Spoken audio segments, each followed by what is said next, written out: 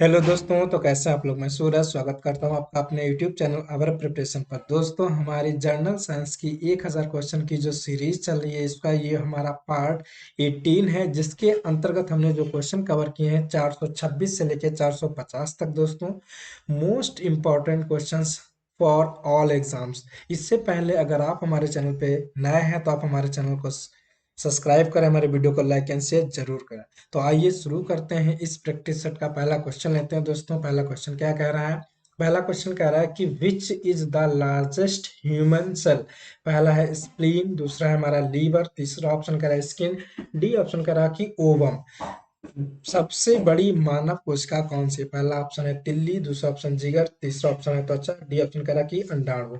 तो दोस्तों, मानव की सबसे बड़ी जो कोशिका है वो हमारी ओवम है, जिसे हम लोग अंडाणु के नाम से कहते हैं। इसी तरीके से ई डी ऑप्शन से हो जाएगा।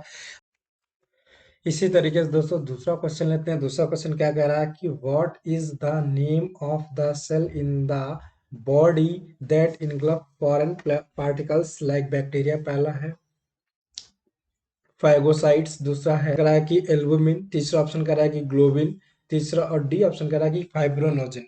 शरीर में उन कोशिकाओं को क्या नाम है जो बैक्टीरिया जैसे विदेशी विदेशी कणों को अपनी चपेट में लेती है। तो पहला ऑप्शन है फेगासाइट्स, दूसरा ऑप्शन है एल्बुमिन, तीसरा ऑप्शन है कि ग्लोबिलिन, और डी ऑप्शन कह रहा है कि फाइब्रोनोजिन। तो दोस्तों, इस क्वेश्चन का जो आंसर हो जाएगा वो ए ऑप्शन हो जाएगा। उसको हम लोग फेगासाइट्स के नाम से जानते हैं। इसी तरीके से आगे बढ़ते हैं, अगला क्वेश्चन लेते हैं। दोस्तों, अगला क्वेश्चन क्या कह रहा है।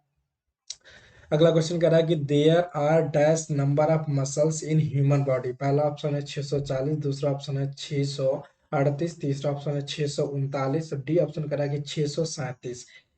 अगला क्वेश्चन कह रहा है कि मानव में मांसपेशियों की संख्या होती है डैश, कितनी होती है। तो पहला ऑप्शन कह रहा है 640 होती है, दूसरा ऑप्शन कह रहा है 638 होती है, तीसरा ऑप्शन कह रहा है 639 होती है, डी ऑप्शन कह रहा है 637 होती है। तो दोस्तों, मानव शरीर के अंदर जो मांसपेशियों की संख्या होती है वो 639 होती है। सी ऑप्शन हमारा सही हो जाएगा। इसी तरीके से दोस्तों आगे बढ़ते हैं, अगला क्वेश्चन लेते हैं। अगला क्वेश्चन हमारा क्या कह रहा है। अगला क्वेश्चन कह रहा है कि which is the vertebrate that has two chambered heart। पहला ऑप्शन है फिश, दूसरा ऑप्शन है क्रोकोडाइल, तीसरा ऑप्शन है स्नेक, और डी ऑप्शन कह रहा है कि ब्लू व्हेल। दो कच्छी हृदय वाला कशेरुकी कौन सा है, बताना है दोस्तों। मछली, मगरमच्छ, तीसरा ऑप्शन सांप, और डी ऑप्शन कह रहा है नीली भेड़। बताना है दोस्तों, इनमें से कौन ऐसा है जिसका हृदय दो कक्षों में होता है। क्योंकि मानव का जो हृदय होता है वो चार कक्षों में डिवाइड होता है, दो आलिंद होते हैं और दो नीले होते हैं। तो दोस्तों, इसी तरीके से इस क्वेश्चन का जो आंसर होगा वो हमारा डी ए ऑप्शन हो जाएगा फिश। जो फिश होता है उसमें उसके हेड में केवल दो ही चेम्बर पाए जाते हैं। ए ऑप्शन से हो जाएगा। इसी तरीके से आगे बढ़ते हैं, अगला क्वेश्चन लेते हैं। दोस्तों, अगला क्वेश्चन क्या कह रहा है।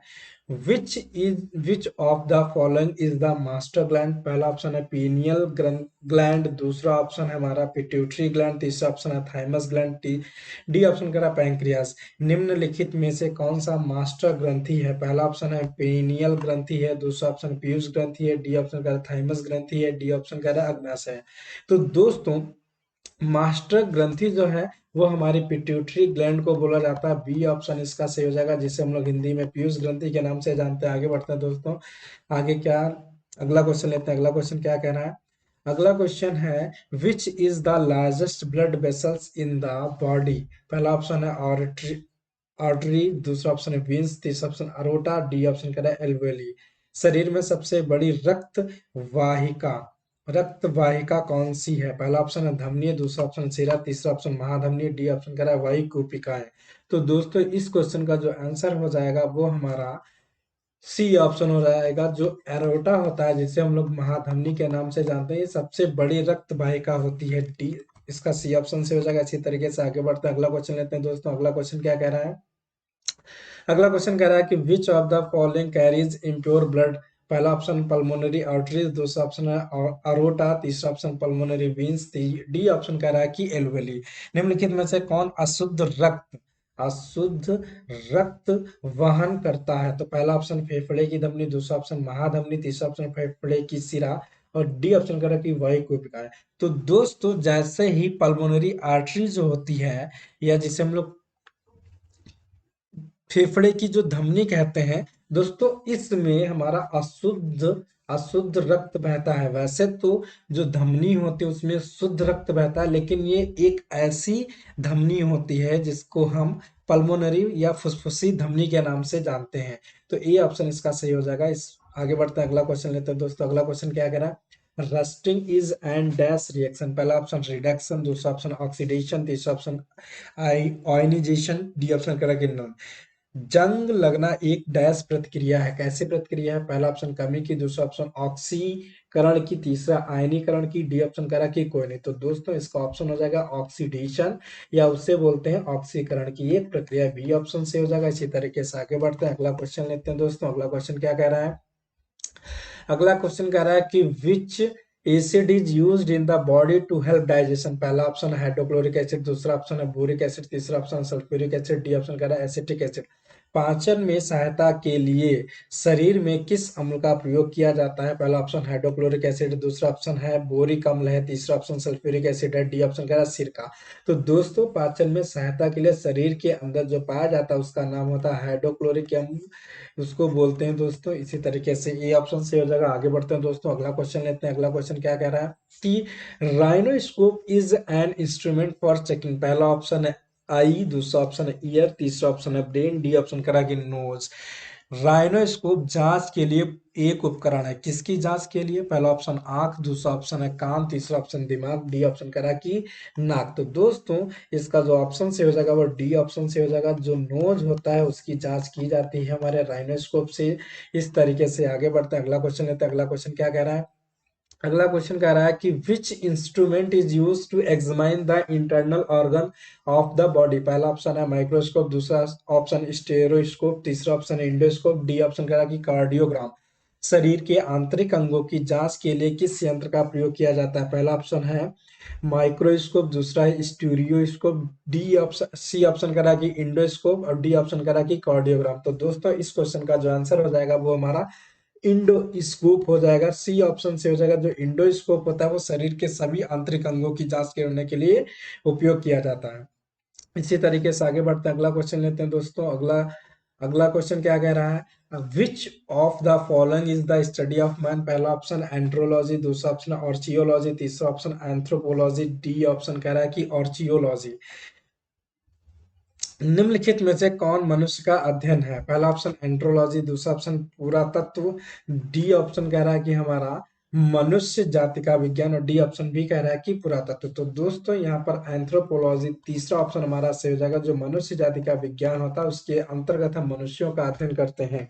इस तरीके से सी ऑप्शन से हो जाएगा। आगे बढ़ते हैं, अगला क्वेश्चन लेते हैं दोस्तों। अगला क्वेश्चन क्या कह रहा है, अगला क्वेश्चन कह रहा है कि science in which animals human anatomy is learned by discussion. पहला ऑप्शन हिपेटोलॉजी, दूसरा ऑप्शन हेमेटोलॉजी, तीसरा ऑप्शन ऑस्टियोलॉजी, डी ऑप्शन कह रहा है कि एनाटॉमी। विज्ञान किस पशु मानव शरीर मानव रचना विज्ञान में विच्छेदन द्वारा सीखा जाता है। तो पहला ऑप्शन है हेपेटोलॉजी, दूसरा ऑप्शन है हमारा हिमेटोलॉजी या रुधिर विज्ञान, तीसरा ऑप्शन है ऑस्टियोलॉजी मतलब अस्थि विज्ञान, और डी ऑप्शन कह रहा है कि एनाटॉमी मतलब शरीर रचना। तो दोस्तों इसका डी ऑप्शन से हो जाएगा। जो एनाटॉमी या शरीर रचना होता है इसके अगला क्वेश्चन लेते हैं दोस्तों। अगला क्वेश्चन क्या कह रहा है, the nitrogen fixing bacteria found in the noodles presents in the roots of leguminous plants are। पहला ऑप्शन है प्रोटोफाइगी, दूसरा ऑप्शन है राइजोबियम, तीसरा ऑप्शन है मॉर्टल, डी ऑप्शन करा कि नन। फलीदार पौधे की जड़ों में उपस्थित गांठों में पाए जाने वाले नाइट्रोजन स्थिरीकरण जीवाणु है। पहला ऑप्शन है प्रोटोफाइगी, दूसरा ऑप्शन राइजोबियम, तीसरा ऑप्शन नश्वर, डी ऑप्शन करा कोई नहीं। तो दोस्तों जितने भी फलीदार पौधे होते हैं उनकी गांठों में जो एक बैक्टीरिया पाया जाता है, जीवाणु पाया जाता है, उसका नाम होता है राइजोबियम। बी ऑप्शन से हो जाएगा। इसी तरीके से आगे बढ़ते हैं और अगला क्वेश्चन लेते हैं दोस्तों। अगला क्वेश्चन क्या कह रहा है, अगला क्वेश्चन कह रहा है कि which disease is caused by the deficiency of vitamin A. पहला ऑप्शन है रिकेट, दूसरा ऑप्शन नाइट ब्लाइंडनेस, तीसरा option is beri beri, D option कह रहा है स्कर्वी। विटामिन ए की कमी से कौन सा रोग होता है, पहला ऑप्शन सूखा रोग, दूसरा ऑप्शन रतौंधी, तीसरा option beri beri, D option कह रहा है स्कर्वी। तो दोस्तों नाइट ब्लाइंडनेस जिसे हम लोग रतौंधी कहते हैं ये विटामिन ए की कमी से होता है, ये विटामिन बी की कमी से होता है, ये विटामिन सी की कमी से होता है हमारा, ये विटामिन डी की कमी से होता है। तो इस तरीके से दोस्तों इसका हमारा बी ऑप्शन से हो जाएगा। आगे बढ़ते हैं, अगला क्वेश्चन लेते हैं इसी तरीके से। अगला क्वेश्चन क्या कह रहा है, which of the following enzyme is present in saliva. पहला ऑप्शन लैक्टेज है, दूसरा ऑप्शन पेप्सिन है, तीसरा ऑप्शन ट्रिप्सिन है, डी ऑप्शन कह रहा है टाइलिन है। निम्नलिखित में से कौन सा एंजाइम लार में मौजूद होता है? पहला ऑप्शन लैक्टेज है, दूसरा ऑप्शन पेप्सिन है, तीसरा ऑप्शन ट्रिप्सिन है, डी ऑप्शन कह रहा है कि टाइलिन। तो दोस्तों हमारी जो लार होती है उस लार में हमारा टाइलिन एंजाइम पाया जाता है, डी ऑप्शन से हो जाएगा। इसी तरीके से आगे बढ़ते हैं, अगला क्वेश्चन लेते हैं दोस्तों। अगला क्वेश्चन क्या कह रहा है? अगला क्वेश्चन कह रहा है कि artificial pacemaker is use to cure which of these affected part in the body? पहला ऑप्शन हार्ट, दूसरा ऑप्शन लीवर, तीसरा option lungs, D option bones. कृत्रिम पेसमेकर का उपयोग किन शरीर के इन प्रभावित अंगों में किसको ठीक करने के लिए किया जाता है? पहला ऑप्शन दिल, दूसरा ऑप्शन जिगर, तीसरा ऑप्शन फेफड़े, डी ऑप्शन कह रहा है हड्डियां। तो दोस्तों जो कृत्रिम पेस मेकर होता है वो दोस्तों हमारे हार्ट में लगता है, हमारे दिल में लगता है, ए ऑप्शन सही हो जाएगा। इसी तरीके से आगे बढ़ते हैं, अगला क्वेश्चन लेते हैं दोस्तों। अगला क्वेश्चन क्या कह रहा है? Dash are tiny organelles inside cell that are involve in releasing energy from blood from food, hence gaining the tag powerhouse of the cell। पहला ऑप्शन न्यूक्लियाई, दूसरा ऑप्शन है सेरिब्रम, तीसरा ऑप्शन है सेल, डी ऑप्शन करा mitochondria.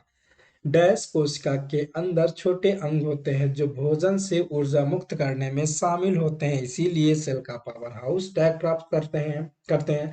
पहला option है उससे हम नाभिक बोलते हैं, दूसरा ऑप्शन उसे मस्तिष्क बोलते हैं, सी ऑप्शन कह रहा है कि सेल या हम उसे कोशिका या कक्ष भी कह सकते हैं, डी ऑप्शन कह रहा है कि माइटोकॉन्ड्रिया। तो दोस्तों सेल के अंदर जो छोटे छोटे अंग पाए जाते हैं जो भोजन से ऊर्जा मुक्त करते हैं और उन्हें power house of the cell कहा जाता है, जो उसका नाम है माइटोकॉन्ड्रिया। डी ऑप्शन से हो जाएगा। इसी तरीके से आगे बढ़ते हैं, अगला क्वेश्चन लेते हैं। अगला क्वेश्चन क्या कह रहा है? The potential difference between the end of a conductor is proportional to the current flowing in it, this is the rule. पहला ऑप्शन है जूल्स रूल, दूसरा ऑप्शन है कूलॉम्स लॉ, डी ऑप्शन कह रहा सी ऑप्शन कह रहा कि Faraday law, D option कह रहा कि ओम्स लॉ। क्वेश्चन है कि किसी चालक के हिस्से के बीच विभवांतर उसमें बहने वाली धारा के समानुपाती होता है, यह नियम किसका है? पहला ऑप्शन है जूल का नियम है, दूसरा ऑप्शन कोलाम्ब का नियम है, तीसरा ऑप्शन फैराडे का नियम है, डी ऑप्शन कह रहा है कि ओम का नियम है। तो दोस्तों बताना है इस क्वेश्चन का आंसर क्या होगा। तो दोस्तों इस क्वेश्चन का जो आंसर होगा वो हमारा डी ऑप्शन होगा, ये ओम्स का नियम ऐसा कहता है। इसी तरीके से आगे बढ़ते हैं, अगला क्वेश्चन लेते हैं। अगला क्वेश्चन क्या कह रहा है? The retina present in the human eyes is present for the difference in color। पहला ऑप्शन है रॉड, दूसरा ऑप्शन है कोन, तीसरा ऑप्शन है क्लोराइड, डी ऑप्शन कह रहा है कॉर्निया। मानव आंख में मौजूद रेटिना रंगों में अंतर के लिए मौजूद है क्या? रॉड्स, दूसरा ऑप्शन कोन, तीसरा है क्लोराइड, डी ऑप्शन कह रहा है कोन कॉर्निया। तो दोस्तों मानव आंख में रेटिना में जो रंगों के लिए अंतर के लिए मौजूद होता है उसे हम लोग कोन कहते हैं, बी ऑप्शन से हो जाएगा दोस्तों। इस तरीके से सी से हमारा कोन होता है, सी से हमारा कलर होता है। तो दोस्तों इस तरीके से ये हमारा बी ऑप्शन से हो जाएगा। आगे बढ़ते हैं दोस्तों, अगला क्वेश्चन लेते हैं दोस्तों। अगला क्वेश्चन क्या कह रहा है? Dash is responsible for blood clotting. पहला ऑप्शन है लिम्फोसाइट, दूसरा ऑप्शन है प्लेटलेट्स, तीसरा ऑप्शन है इरेथ्रोसाइट्स, डी ऑप्शन कह रहा है डैश रक्त के थक्के के लिए जिम्मेदार है कौन? लिम्फोसाइट, प्लेटलेट्स, एरिथ्रोसाइट्स, और डी ऑप्शन करा कि कोई नहीं। तो दोस्तों रक्त में थक्का बनने के लिए जिम्मेदार जो है वो प्लेटलेट्स जिम्मेदार है, बी ऑप्शन से हो जाएगा। इसी तरीके से आगे बढ़ते हैं, अगला क्वेश्चन लेते हैं दोस्तों। अगला क्वेश्चन क्या कह रहा है? Which of these animals have external and internal skeleton? पहला ऑप्शन है स्नेक, दूसरा ऑप्शन फ्रॉग, तीसरा ऑप्शन कॉकरोच, डी ऑप्शन का अर्थवर्म। इनमें से किस जानवर के बाहरी और आंतरिक कंकाल है? पहला ऑप्शन सांप है, दूसरा ऑप्शन मेढक है, डी ऑप्शन का सी ऑप्शन कॉकरोच और डी ऑप्शन केचुआ। दोस्तों इस क्वेश्चन का आंसर बताना है, तो इस क्वेश्चन का जो आंसर होगा वो हमारा ए ऑप्शन सही हो जाएगा। जो सांप होता है उसके अंदर बाहरी और आंतरिक कंकाल दोनों पाए जाते हैं। इस तरीके से आगे बढ़ते हैं, अगला क्वेश्चन लेते हैं। Gas is produced by the reaction of steam on iron. पहला ऑप्शन है हाइड्रोजन गैस, दूसरा ऑप्शन नाइट्रोजन गैस, तीसरा option oxygen gas, D option है अमोनिया गैस। लोहे पर भाप की अपक्रिया से गैस बनती है। पहला ऑप्शन हाइड्रोजन गैस, दूसरा ऑप्शन नाइट्रोजन गैस, तीसरा option oxygen gas, D option करा कि अमोनिया गैस। तो दोस्तों लोहे पर भाप की जो क्रिया कराते हैं तो उससे जो गैस बनती है उसका नाम होता है वो हमारा दोस्तों वो हाइड्रोजन गैस नाम होता है।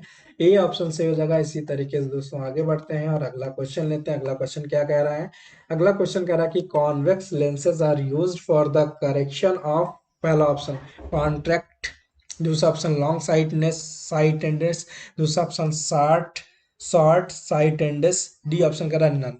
उत्तल लेंस का उपयोग किसके सुधार के लिए किया जाता है? पहला ऑप्शन है मोतियाबिंद के लिए, या दूर दृष्टि के लिए, या निकट दृष्टि के लिए, डी ऑप्शन करा कि कोई नहीं। तो दोस्तों जो हमारा उत्तल लेंस होता है उसका जो उपयोग करते हैं वो लॉन्ग साइडनेस के लिए करते हैं, या उसे हम दूर दृष्टि कहते हैं। बी ऑप्शन से हो जाएगा। इसी तरीके से आगे बढ़ते हैं, अगला क्वेश्चन लेते हैं। अगला क्वेश्चन क्या कह रहा है दोस्तों ये इस प्रैक्टिस सेट का अंतिम क्वेश्चन है। Magnetism at the centre of a bar magnet is, पहला ऑप्शन मैक्सिमम, दूसरा option minimum, zero, both A and B. चुंबक के केंद्र में चुंबकत्व होता है, ज्यादा से ज्यादा होता है, न्यूनतम होता है, शून्य होता है, दोनों ए बी। तो दोस्तों जो चुंबक का केंद्र होता है उसमें जो चुंबकत्व होता है वो शून्य पाया जाता है, जीरो पाया जाता है। ज्यादा चुंबकत्व जो है वो उनके सिरों पर पाया जाता है। इसी तरीके से आज का प्रैक्टिस सेट खत्म होता है। Thank you for watching. जरूर बताएं आपको हमारी वीडियो कैसी लगी दोस्तों। अगर आप हमारे चैनल पर नए हैं तो आप हमारे चैनल को सब्सक्राइब करें, हमारे वीडियो को लाइक एंड शेयर जरूर करें। थैंक यू, धन्यवाद।